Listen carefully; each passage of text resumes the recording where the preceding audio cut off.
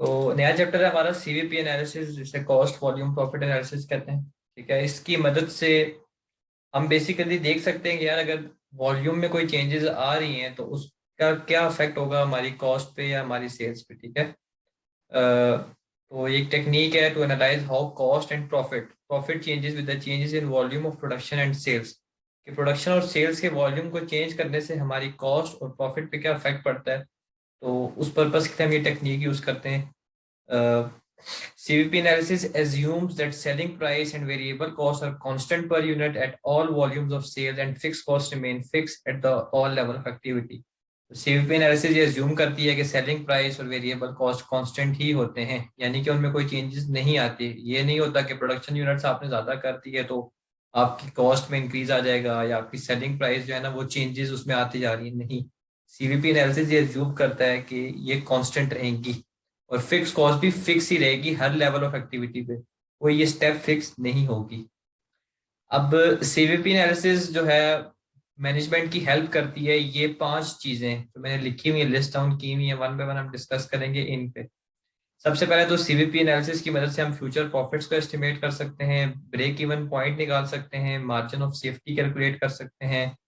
हम ये बता सकते हैं कि यार हमने कितने यूनिट्स बेचने हैं कि जो प्रॉफिट हमने टारगेट किया है वो अचीव हो जाए, और हम सेलिंग प्राइस भी चूज कर सकते हैं। अब इनकी डिटेल में हम वन बाय वन जाएंगे। ये चैप्टर जो है ना ये सारे का सारा फॉर्मूला बेस्ड है, यानी कि इसमें जो फॉर्मूलाज हैं उन पे आपकी ग्रिप होनी चाहिए, और फिर जो है ना वो आपने प्रैक्टिस करना है तो उससे आपका मतलब अच्छी इस पे ग्रिप आ जाएगी। अब वन बाय वन स्टार्ट करते हैं। स्टार्ट करने से पहले कुछ फॉर्मूलाज हैं जो कि हमने ऑलरेडी पढ़े हुए थे, उनके बारे में आपको पता होना चाहिए। कंट्रीब्यूशन पर यूनिट का फॉर्मूला था selling price per unit minus all variable cost per unit. Total contribution निकालने के लिए हम टोटल में ये चीजें लेते थे, टोटल सेल्स और टोटल में सारी की सारी वेरिएबल कॉस्ट। सिर्फ प्रोडक्शन कॉस्ट नहीं लेते थे, सब की सब वेरिएबल कॉस्ट लेते थे। और टोटल कंट्रीब्यूशन निकालने का एक और तरीका भी था, कंट्रीब्यूशन पर यूनिट निकाल के उसको आपने मल्टीप्लाई कर देना है नंबर ऑफ यूनिट सोल्ड से। अब एक और फॉर्मूला इसमें यूज होता है, वो है कंट्रीब्यूशन टू सेल्स रेशो, कि हमारे सेल्स के मुताबिक हमारी कंट्रीब्यूशन की कितनी रेशो है। उसको निकालने के भी दो फॉर्मूलाज हैं। एक तो आप अगर पर यूनिट निकालना चाहें तो कंट्रीब्यूशन पर यूनिट को डिवाइड कर दें सेलिंग प्राइस पर यूनिट से, और टोटल कंट्रीब्यूशन को आप डिवाइड कर दें टोटल सेल्स से। इसके बाद आपके इससे आपके पास रेशियो आ जाएगी। ठीक है, तो ये एक नई चीज है, ये फॉर्मूलाज आपको आने चाहिए। पहला काम जो सीवीपी एनालिसिस करता था वो करता था कि प्रॉफिट्स हम अंदाजा लगा सकते हैं कि कितने हमारे हो सकते हैं। तो ये तरीका भी आपको ऑलरेडी पता है, मार्जिनल कॉस्टिंग में जो हम करते थे कि जो कंट्रीब्यूशन हम निकालते थे उसमें से हम फिक्स कॉस्ट को क्या करते थे, डिडक्ट करते थे, तो हमारे पास प्रॉफिट आ जाता था। तो यही हम इसको कहेंगे कि यार ये हमारा एक्सपेक्टेड प्रॉफिट है। तो एग्जाम्पल साथ करते हैं। अब ये क्वेश्चन है, क्वेश्चन स्क्रीन नजर आ रही है आपको ये वाली? जी नजर आ रही है। सही है। अब इस क्वेश्चन में रिक्वायरमेंट यही है, वो कह रहा है कि calculate the expected profit for the year, इस साल का एक्सपेक्टेड प्रॉफिट क्या होगा। तो एक्सपेक्टेड प्रॉफिट का फॉर्मूला मैंने आपको बताया है कि हमने कंट्रीब्यूशन लेनी है और बजटेड कंट्रीब्यूशन लेनी है, और उसमें से हमने बजटेड फिक्स कॉस्ट को माइनस करना है तो हमारे पास एक्सपेक्टेड प्रॉफिट आ जाएगा। तो मुझे पर यूनिट में भी चीज़ें नज़र आ रही हैं, तो मैं पर यूनिट वाला फॉर्मूला यूज़ करूंगा कंट्रीब्यूशन निकालने के लिए। कंट्रीब्यूशन पर यूनिट को जितनी हमारी सेल्स है उससे मैं मल्टीप्लाई कर दूंगा। तो पहले तो मैं कंट्रीब्यूशन पर यूनिट निकाल लेता हूँ यहाँ पर। अब कंट्रीब्यूशन पर यूनिट का फॉर्मूला था selling price per unit minus all variable cost per unit. Selling price per unit ये नज़र आ रही है मुझे 18। तो 18 में से मैं जितनी भी वेरिएबल कॉस्ट है वो सब की सब डिडक्ट कर दूंगा। अब वेरिएबल कॉस्ट डायरेक्ट मटेरियल है, क्या ये इंक्लूड होगी? क्या 2.4 हमने डिडक्ट हाँ कर दी है? होगी। 5 डायरेक्ट लेबर की, ये भी होगी। ये वेरिएबल प्रोडक्शन ओवरहेड 0.5 ये होगी, ये भी होगी। और वेरिएबल सेलिंग ओवरहेड। इसका पता नहीं। कंट्रीब्यूशन पर यूनिट निकालते हुए हम सेलिंग प्राइस में से क्या माइनस करते थे? हाँ हाँ। All all variable cost. All का मतलब है सब की सब, ये मैटर नहीं हम्म, करता कि क्या वो प्रोडक्शन थी या नॉन प्रोडक्शन, तो ये भी हमने डिडक्ट करनी है, तो ये भी माइनस होगी। इन सारों का सम करें, फिर इनको हम इकट्ठे माइनस कर देते हैं, क्या आएगा सम? 7.9 और 1.25 आ जाएगा, 9.15 आ जाएगा। तो ये सारों को मैंने सम अप कर दिया, ठीक है, टोटल वेरिएबल कॉस्ट मैंने निकाल दिया, इन सबको प्लस किया तो 9.15 आ गई। तो कंट्रीब्यूशन पर यूनिट कितनी आ जाएगी हमारे पास?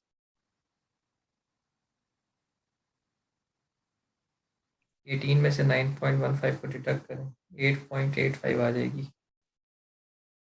ये हमारे पास कंट्रीब्यूशन पर यूनिट है। अब हमने, क्योंकि यहाँ पर आपको याद होगा जब हम निकालते थे प्रॉफिट तो हम टोटल कंट्रीब्यूशन लेते थे, क्योंकि फिक्स कॉस्ट टोटल में होती है ना, कंट्रीब्यूशन भी हमने टोटल में लेनी है। तो जो कंट्रीब्यूशन है टोटल, वो मैं कैसे निकालूंगा? टोटल कंट्रीब्यूशन कैसे? फिक्स फिक्स कॉस्ट को माइनस करके देखें ना, प्रॉफिट आता टोटल कंट्रीब्यूशन का फॉर्मूला ये है आपके सामने, contribution per unit multiply by number of unit sold. एक यूनिट से आप क्या कंट्रीब्यूशन कमा रही हैं, मल्टीप्लाई बाय कितने यूनिट्स आपने सेल किए। तो पर यूनिट आपने 8.5 निकाल लिया, और कितने यूनिट्स आपने सेल किए क्वेश्चन में देख के आप बता सकती हैं? है 40,000 40,000। तो टोटल कंट्रीब्यूशन कितनी आ जाएगी, मल्टीप्लाई करके बताएं। 340,000 40,000 को 8.5 से मल्टीप्लाई करना। और सॉरी, उसी ये से किए। यहाँ पर 8.5 नहीं है, यहाँ पर 8.85 है। 9.15 से माइनस किया, 8.85 है, 8.85 से माइनस करना। 354,000 354,000 आपकी टोटल कंट्रीब्यूशन आ गई है। और फिक्स कॉस्ट कितनी है टोटल आपकी? ये इसमें प्रोडक्शन सेलिंग दोनों ऐड होंगी ना? जी जी, दोनों की दोनों करेंगे, टोटल में होगी। जिस तरह मार्जिनल कॉस्टिंग में करते थे ना, ये वही है कि टोटल फिक्स कॉस्ट, तो 230 की 230 सब की सब हो जाएगी डिडक्ट। 170,000 है। तो प्रॉफिट कितना आ जाएगा? 354 में से 230 डिडक्ट करें, 124। 124,000 आ जाएगा, ठीक है। तो ऐसे जो है ना, हम अपने एक्सपेक्टेड प्रॉफिट कैलकुलेट कर सकते हैं अगर हमारे पास बजटेड डाटा गिवन हो। तो ये वही मार्जिनल कॉस्टिंग प्रिंसिपल है, सीवीपी एनालिसिस भी उसी प्रिंसिपल पे ही वर्क करता है, कंट्रीब्यूशन के प्रिंसिपल पे वर्क करता है।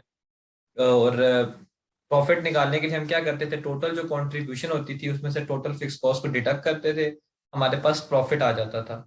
और कंट्रीब्यूशन टोटल निकालने के दो तरीके थे, या तो आप total sales minus total variable cost कर देती, वेरिएबल कॉस्ट हर वेरिएबल कॉस्ट इसमें आनी चाहिए, या फिर आप पर यूनिट निकाल के उसको मल्टीप्लाई कर देती नंबर ऑफ यूनिट सोल्ड से। एक यूनिट से आपने कितनी कंट्रीब्यूशन जनरेट की है, टोटल आपने जो यूनिट्स बेचे हैं तो उससे आपको टोटल कितनी कंट्रीब्यूशन हासिल हुई है। क्लियर है ये बात? जी। दूसरा काम जो सीवीपी एनालिसिस हम कर सकते थे वो था ब्रेक इवन एनालिसिस, ये बड़ी इंपॉर्टेंट बात है। वो पिछले क्वेश्चन में जो एडमिनिस्ट्रेशन कॉस्ट है वो भी फिक्स में आती है। जी जी, सारी फिक्स कॉस्ट ही हैं, ये देखें ना ऊपर उसने सब फिक्स बताया है कि फिक्स हाँ एक्सपेंसेस। सही। ठीक। तो ये पहला काम तो सिंपल था, ये हमने मार्जिनल कॉस्टिंग में भी पढ़ा था कि फ्यूचर प्रॉफिट्स को कैसे एस्टिमेट करते हैं। अब आती है नई चीज जो कि हमने नहीं पढ़ी, break even analysis. Break even का मतलब होता है कि कंपनी उस पॉइंट पे ना उसको लॉस हो रहा है ना उसको प्रॉफिट हो रहा है, ठीक है। ब्रेक इवन एनालिसिस का मतलब होता है कि वो पॉइंट जहां पर ना कंपनी को लॉस हो रहा है ना कंपनी को प्रॉफिट हो रहा है। अब अब हम, क्योंकि ये जो सीवीपी एनालिसिस है मैंने आपको बताया मार्जिनल कॉस्टिंग के प्रिंसिपल पे चलता है, अभी हमने जो बात की थी कि ये ब्रेक इवन पॉइंट है, यहाँ पर कंपनी को ना लॉस हो रहा है ना प्रॉफिट। तो इस ब्रेक इवन पॉइंट पे आपकी कंट्रीब्यूशन और आपकी फिक्स कॉस्ट क्या होगी, इक्वल होगी। क्योंकि कंट्रीब्यूशन और फिक्स कॉस्ट अगर इक्वल होगी तभी तो हमारा प्रॉफिट जीरो आएगा ना। अगर यहाँ पर कंट्रीब्यूशन 10,000 है और यहाँ पर प्रॉफिट 10,000 है, तभी तो, सॉरी, फिक्स कॉस्ट 10,000 है, तभी तो यहाँ पर जीरो होगा ना, नो प्रॉफिट नो लॉस, यानी कि ब्रेक इवन। तो ये बात समझ आई आपको जी। कि ब्रेक इवन पॉइंट पे आपकी जो कंट्रीब्यूशन है टोटल वो आपकी फिक्स कॉस्ट के इक्वल होगी, ठीक है। अब ये फॉर्मूला मैंने लिखा हुआ, अब इस फॉर्मूले को मैं जरा ओपन करता हूँ कि ब्रेक इवन पॉइंट पे टोटल कंट्रीब्यूशन फिक्स कॉस्ट के इक्वल होती है। टोटल कंट्रीब्यूशन जो है उसको उसका फॉर्मूला एक था कि contribution per unit multiply by जितने यूनिट्स हमने बेचे तो फिक्स कॉस्ट के बराबर। तो यहां से मैंने सेल्स यूनिट निकाल लिए, कंट्रीब्यूशन पर यूनिट को मैंने यहाँ पर जाकर डिवाइड कर दिया। तो देखे ना, ये जो सेल्स यूनिट है ये हमें, क्योंकि ये इस सेल्स यूनिट पे टोटल कंट्रीब्यूशन फिक्स कॉस्ट के बराबर होगी, तो हमें ये यही बता रहा है ना कि इतने यूनिट्स हमने सेल किए, इतने यूनिट्स अगर हमने सेल किए तो हमारे जो है ना, ना प्रॉफिट होगा ना हमें लॉस होगा। तो ये ब्रेक इवन पॉइंट हमें इस फॉर्मूले से यूनिट्स में पता चलता है। ब्रेक इवन पॉइंट अगर मैं यूनिट्स में निकालूं तो फिक्स कॉस्ट, इसको दोबारा रिपीट करेंगे? मैं बताता हूँ, फिक्स कॉस्ट और divide by contribution per unit. यहाँ तक बात आपको क्लियर है कि ब्रेक इवन पॉइंट पे total contribution total fix cost के बराबर होती है। तो टोटल कंट्रीब्यूशन को ये मैंने ओपन किया, ये भी बात क्लियर है आपको, contribution per unit multiply by unit sold. अब देखे ना, क्योंकि मैं ब्रेक इवन पॉइंट की बात कर रहा हूं और उस पॉइंट पे कंट्रीब्यूशन फिक्स कॉस्ट के बराबर होता है, तो उस इस फॉर्मूले को ओपन करके मैं यूनिट्स भी निकाल सकता हूं ना, कि इतने यूनिट्स अगर मैं सेल करूंगा तो मेरे जो कंट्रीब्यूशन है बेसिकली वो फिक्स कॉस्ट के बराबर होगी, यानी कि मेरा ब्रेक इवन हो रहा होगा उस पॉइंट पे, ना मुझे प्रॉफिट हो रहा होगा ना लॉस हो रहा होगा। ठीक है, तो ये सेल्स यूनिट जो है ये ब्रेक इवन है ना, क्यों? क्योंकि इतने यूनिट्स आप बेचेंगे तो कंट्रीब्यूशन फिक्स कॉस्ट आपस में क्या होंगे, मतलब बराबर होंगे, आपको ना प्रॉफिट हो रहा होगा ना लॉस हो रहा होगा। तो इसीलिए ये जो कंट्रीब्यूशन पर यूनिट है इसको मैंने यहाँ पर जाकर डिवाइड कर दिया इन सेल्स यूनिट पे, यानी कि इतने यूनिट्स अगर आपने सेल किए तो ब्रेक इवन होगा, इतने यूनिट्स आपने बेचे तो ना आपको प्रॉफिट होगा ना आपको लॉस होगा। क्लियर है ये बात? तो ये तो मैंने बताया कि यूनिट्स कैसे आपने निकालना है। अब ये फॉर्मूला आपको आपने याद करना है कि ब्रेक इवन यूनिट्स निकालने का ये फॉर्मूला है, fix cost divided by contribution per unit. Total हमारी फिक्स कॉस्ट कितनी है, मिसाल के तौर पर फिक्स कॉस्ट थी 1000 और एक यूनिट से आप 10 कंट्रीब्यूशन कमा रही हैं, तो आपको 100 यूनिट सेल करने पड़ेंगे ताकि आपकी जो कंट्रीब्यूशन है वो फिक्स कॉस्ट के बराबर आ जाए और आपका ब्रेक इवन हो रहा हो। इस तरह जो है ना ये फॉर्मूला हमने निकाला है। ठीक है, तो ये इससे आपके पास यूनिट्स में आ जाएगा, इससे आपके पास यूनिट्स में पता चल जाएगा कि यार मैंने इतने यूनिट्स अगर बेचे तो मेरी जो कंट्रीब्यूशन है वो फिक्स कॉस्ट के बराबर हो रही होगी और मैं ब्रेक इवन कर रहा हूँ। अब यही ब्रेक इवन अगर आपने रेवेन्यू में निकालना है, यानी कि यूनिट्स में नहीं कि इतने यूनिट्स बेचे, यही आपने डॉलर्स में निकालना है कि यार कितने डॉलर्स मेरी कंट्रीब्यूशन होगी तो बेसिकली ब्रेक इवन हो रहा होगा। उसके लिए फॉर्मूला ये है कि फिक्स कॉस्ट को अब आपने कंट्रीब्यूशन पर यूनिट से डिवाइड नहीं करना, कंट्रीब्यूशन टू सेल्स रेशियो से डिवाइड करना है। कंट्रीब्यूशन टू सेल्स रेशियो आसान सा एक चीज है, मिसाल के तौर पर आपको अगर कंट्रीब्यूशन आपकी $4 है और आपकी सेल्स जो है वो 10 है, तो कंट्रीब्यूशन टू सेल्स रेशियो जो है वो आपका 4 डिवाइडेड बाई 10 आएगा, यानी कि 0.4। ठीक है, तो जो फिक्स कॉस्ट है आपने उसको इससे डिवाइड करना है। इस सिचुएशन में आपके पास रेवेन्यू की टर्म्स में आपको पता चल जाएगा, डॉलर्स की टर्म में पता चल जाएगा कि यार इतने डॉलर्स अगर हुए तो मेरा जो है ब्रेक इवन हो रहा होगा। ठीक है, ना मेरी मुझे लॉस हो रहा होगा ना मुझे फायदा हो रहा होगा। और एक और तरीका ये है कि आपने यूनिट्स निकाल लिए, सीधा सीधा आप सेलिंग प्राइस पर यूनिट से मल्टीप्लाई कर दें। ठीक है, कि इतने यूनिट्स पे ब्रेक इवन होता है, तो अगर ये यूनिट में सेल करूं, सेलिंग प्राइस पर यूनिट से मल्टीप्लाई करूंगा तो मेरे पास डॉलर्स में टर्म्स आ जाएंगी। तो ये दोनों फॉर्मूलाज हैं। ठीक है, ये जो ब्रेक इवन पॉइंट जो यूनिट्स का निकालना है उसमें कंट्रीब्यूशन पर यूनिट और फिक्स कॉस्ट में दोनों में हमने यूनिट लेने हैं, राइट? फिक्स कॉस्ट तो हमारी कॉस्ट है ना, यूनिट्स तो नहीं लेने। फिक्स कॉस्ट में तो कॉस्ट ही लेनी है, नीचे कंट्रीब्यूशन पर यूनिट लेना है। सही। देखिए ना, मैंने आपको भी जो एग्जांपल दी थी मैं आपको दोबारा देता हूँ। फॉर एग्जांपल आपकी जो फिक्स कॉस्ट थी वो थी 1000 और एक यूनिट से आप जो कंट्रीब्यूशन कमा रही थी वो थी $10। ठीक है, अब आपने पता करना है कि यार मैं कितने यूनिट्स बेचूंगी तो मेरा ब्रेक इवन होगा, यानी कि कितने यूनिट्स में बेचूंगी तो ना मुझे नुकसान होगा ना मुझे फायदा होगा, मैं नील पे होगा। तो देखे ना, ब्रेक इवन होता कब है? ब्रेक इवन तब होता है जब आपकी फिक्स कॉस्ट और कंट्रीब्यूशन बराबर होते हैं। तो नंबर ऑफ यूनिट्स निकालने के लिए आप क्या करेंगी, आप देखेंगे यार फिक्स कॉस्ट मेरी 1000 है और एक यूनिट से मैं 10 की कंट्रीब्यूशन कमा रही हूँ, तो मैं 100 यूनिट्स बेचूंगी। इसका मतलब यह है कि 100 मल्टीप्लाई बाय 10 1000, तो 100 यूनिट्स बेचने से मेरी जो फिक्स कॉस्ट है और जो मेरी कंट्रीब्यूशन है वो बराबर आ जाएंगी और मैं ब्रेक इवन कर रही होंगी। तो ऐसे ये फॉर्मूला है। सही है। और रेवेन्यू के लिए आपने याद रखना है कि फिक्स कॉस्ट को आपने सी एस रेशियो से डिवाइड करना है, कंट्रीब्यूशन टू सेल्स रेशियो। और अगर दूसरा तरीका यही है जो रेवेन्यू में निकालने के लिए, ब्रेक इवन पॉइंट के जो यूनिट्स आपने निकाले यहाँ से उनको आप मल्टीप्लाई कर दें सेलिंग प्राइस पर यूनिट से कि कितने का आप एक सेल कर रही हैं यूनिट, तो आपके पास रेवेन्यू की टर्म्स में आ जाएगा। ठीक है। ये फॉर्मूलाज बड़े इंपॉर्टेंट है, आपने याद रखने हैं, इनको देख लें। अब एक एग्जांपल करते हैं जिससे मजीद क्लियर हो जाएगी आपको चीज़ें। देखिए हम जो सीवीपी एनालिसिस कर रहे हैं ना, सीवीपी एनालिसिस हम करते हैं मार्जिनल कॉस्टिंग प्रिंसिपल्स पे। ठीक है। तो हमने वही प्रिंसिपल कंट्रीब्यूशन वाला यूज कर रहे हैं। अब हमने तो पढ़ा हम था कि इसके लिए मार्जिनल कॉस्टिंग क्यों यूज करते हैं, एब्जॉर्प्शन क्यों नहीं यूज करते? एब्जॉर्प्शन नहीं करते ना, क्योंकि एब्जॉर्प्शन कॉस्टिंग डिसीजन मेकिंग में हेल्प नहीं करती। ये हम डिसीजन मेकिंग पर्पस के लिए कर रहे हैं ना। एब्जॉर्प्शन कॉस्टिंग में हम फिक्स ओवरहेड्स को प्रोडक्ट की कॉस्ट में शामिल करा देते हैं। तो वो जो फिक्स चीज होती है वो तो चेंज हो ही नहीं सकती, तो हमारे फैसलों से उस पर तो कोई इफेक्ट नहीं होगा ना। इस हम्म, इस कॉस्टिंग में हम फिक्स कॉस्ट को इन टोटल माइनस करते हैं। तो मतलब ये है कि हम डिसीजन मेकिंग कर सकते हैं, हम बता सकते हैं जिस तरह भी मैंने आपको बताया कि यार इतनी कंट्रीब्यूशन मुझे कमानी चाहिए कि मैं नील बैलेंस हो मेरा, ना मुझे प्रॉफिट हो ना लॉस हो। और आपको ये भी पता चल जाएगा कि यार इससे मजीद जितने भी मैंने ऊपर यूनिट्स बनाए मुझे क्या हो रहा है, प्रॉफिट हो रहा है। तो आप डिसीजन मेकिंग में ये आपके लिए बड़ा यूजफुल होगा, और यही हम अभी कर रहे हैं कि कैसे हमने डिसीजन मेकिंग करनी है। एब्जॉर्प्शन कॉस्टिंग में हम फिक्स कॉस्ट को क्योंकि प्रोडक्ट की कॉस्ट का पार्ट बनाते थे, और फिक्स कॉस्ट जो है वो फिक्स रहती है, वो हमारे फैसलों से चेंज नहीं होगी, तो फिर हमारे फैसलों में वो इफेक्टिवनेस भी नहीं होगी। यही रीजन है कि मार्जिनल कॉस्टिंग को डिसीजन मेकिंग के पॉइंट ऑफ व्यू से बड़ी इंपॉर्टेंस दी जाती है, और सीवीपी एनालिसिस में भी हम उसी के थ्रू सब कुछ कर रहे होते हैं। ठीक है। देखिए अब टोटल कंट्रीब्यूशन में से हम टोटल फिक्स कॉस्ट जब माइनस करते थे तो हमें प्रॉफिट आता था बेसिकली, क्योंकि कंट्रीब्यूशन निकालते हुए ऑलरेडी हम वेरिएबल सारी की सारी माइनस कर चुके होते हैं।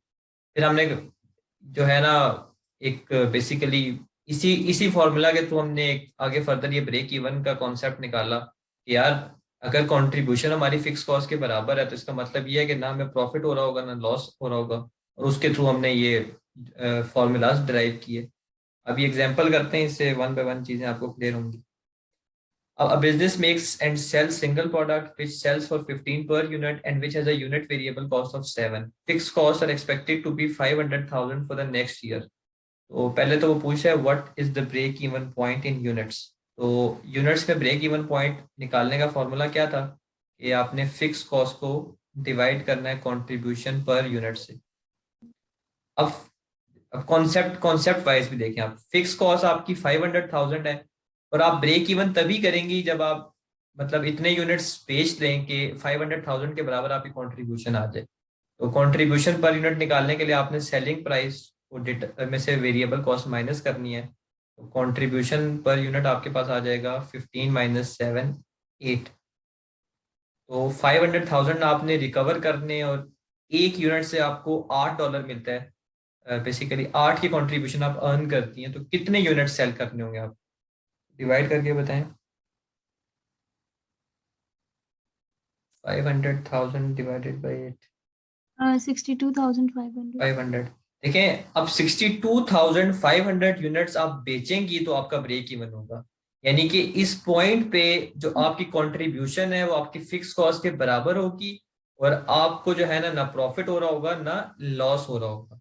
तो आप 62,500 को दोबारा 8 से मल्टीप्लाई भी करें तो स्टिल वही 500,000 ही आएगा। ऐसे जो है ना आपने वो करना है। अब अगर आपने सेल्स रेवेन्यू में निकालना है तो सेल्स रेवेन्यू में कैसे आएगा। अब ब्रेक इवन का दो तरीके थे, एक था कि आप फिक्स कॉस्ट को डिवाइड कर दें सी एस रेशो से। तो फिक्स सी एस रेशो कैसे निकालेंगी, आप मुझे बताएं। आप सी एस रेशो कंट्रीब्यूशन है हमारे पास 8 बिल्कुल एंड डिवाइडेड बाय 15। बिल्कुल 8 डिवाइड बाई 15 तो क्या आ जाएगा। 0.53। 0.533 बिल्कुल। अब इसको किस पे डिवाइड करेंगी। अब और इसको फिक्स कॉस्ट बिल्कुल 500,000 डिवाइडेड बाय 0.5333 पे करें, क्या आएगा?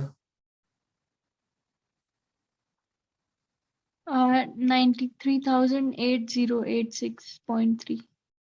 आप एक काम करें, आप पूरे 0.5 मतलब जो 900,000 है ना, उसको पूरा जो पॉइंट राउंड ऑफ ना करें, 5333 से डिवाइड करें सारे से, तो एग्जैक्ट आंसर आएगा।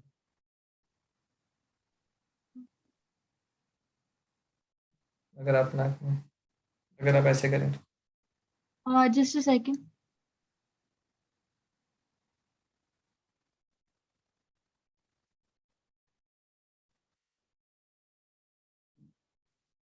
जी तो इसको आप जो है ना 500,000 को, इस चीज को राउंड ऑफ ना करें, यानी कि जो 8/15 है ना, उसका जो सारे का सारा उससे डिवाइड करते हैं तो एग्जैक्ट आंसर आएगा। उसके बाद सारे 3 आ रहे हैं 5 के बाद। हाँ बिल्कुल, कैलकुलेटर से आप करें ना, हम्म, जैसे 8/15 से जो भी आ रहा है ना, तो 500,000 को डिवाइडेड बाय आंसर करते हैं, सिंपल। तो ये 937,500 आ रहा है exact,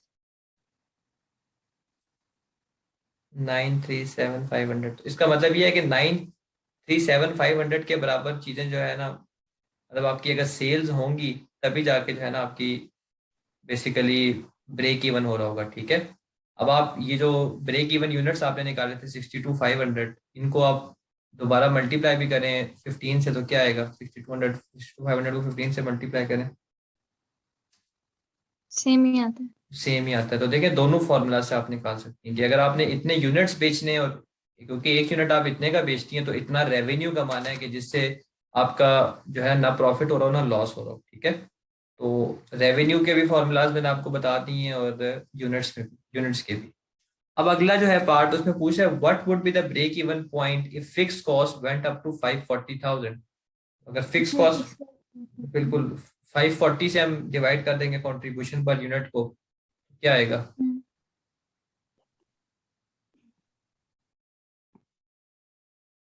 540 divided by 8, 540,000 divided by 8। 67,500। तो अगर फिक्स कॉस्ट हमारी 540 पे चली जाती है, तो हमें 67,500 यूनिट्स बेचने पड़ेंगे, ताकि हमें ना प्रॉफिट हो रहा हो ना, और ना हमें लॉस हो रहा हो। अब आगे वो पूछ रहा है what would be the break even point, अगर फिक्स कॉस्ट आपकी वही 500 है, लेकिन वेरिएबल कॉस्ट अब आपकी 9 हो गई है। वेरिएबल कॉस्ट आपकी 7 से 9 हो गई है, तो कंट्रीब्यूशन भी चेंज हो जाएगा। कितना हो जाएगा कंट्रीब्यूशन? कंट्रीब्यूशन 6। 6 हो जाएगा। तो 500,000 को 6 डिवाइड करें,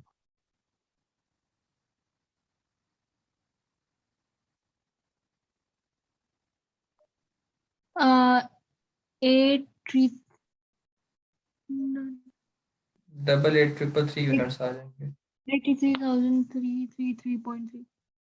तो इतने यूनिट्स, तो इस सिचुएशन में आपको इतने यूनिट्स बेचने पड़ेंगे, ताकि जो है ना आप जो आपका ब्रेक इवन हो रहा हो, ठीक है। क्योंकि देखें ना, फिक्स कॉस्ट तो अब वही है 500 है, लेकिन आपकी जो कॉन्ट्रीब्यूशन है उसमें कमी आ गई है, यानी कि अब आपको मजीद यूनिट्स बेचने पड़ेंगे ताकि आप फिक्स कॉस्ट के बराबर आ सकें। और जब आपकी कॉन्ट्रीब्यूशन फिक्स कॉस्ट के बराबर आती है, तो ब्रेक इवन हो रहा होता है। क्लियर है ब्रेक इवन पॉइंट का कॉन्सेप्ट? जी